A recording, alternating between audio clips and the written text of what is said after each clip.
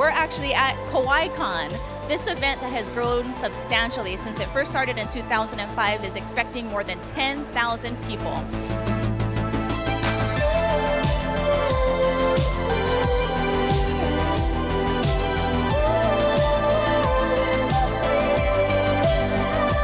In addition to costume contests, they also have film screenings, board games, and arcade tournaments, silent and live auctions, and dozens of art vendors selling works in the artist gallery and dealers' rooms. There are also speaking panels and autograph sessions with voice actors, comic creators, musicians, fashion designers, podcast hosts, and much more.